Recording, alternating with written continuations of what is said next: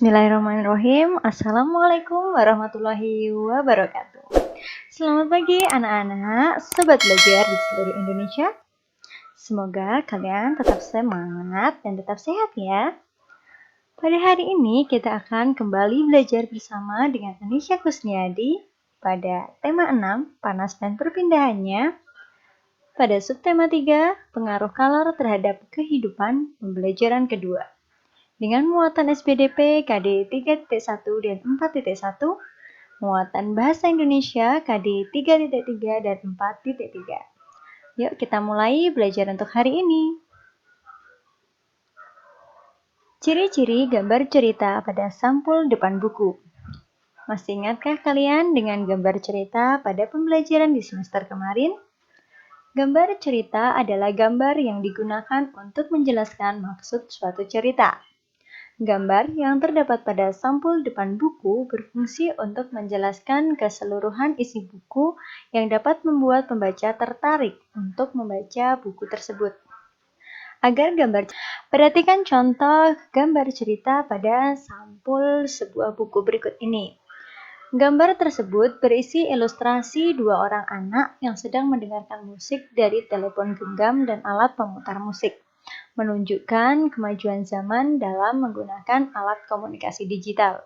Gambar cerita tidak hanya terdapat pada sampul sebuah buku saja.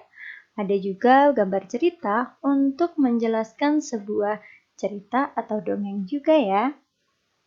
Nah, agar gambar cerita lebih menarik, ada dua jenis teknik mewarnai yang dapat digunakan, yaitu dengan menggunakan teknik basah, di mana dalam pengaplikasiannya kita membutuhkan pengencer.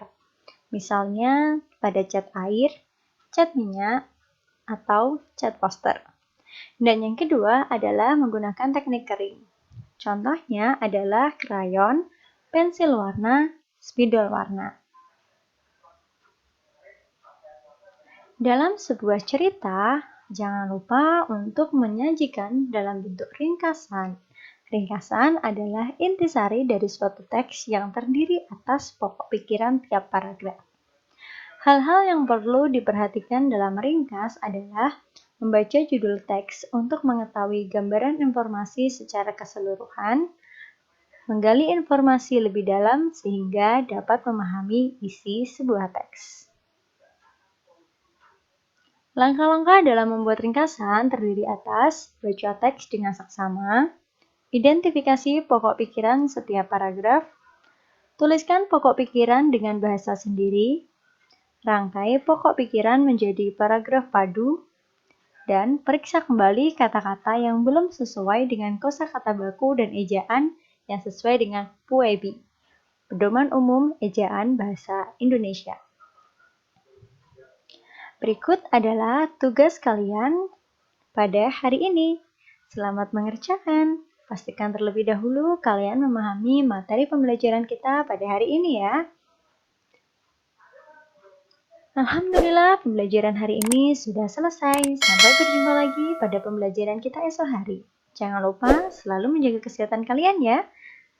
Terima kasih. Wassalamualaikum warahmatullahi wabarakatuh.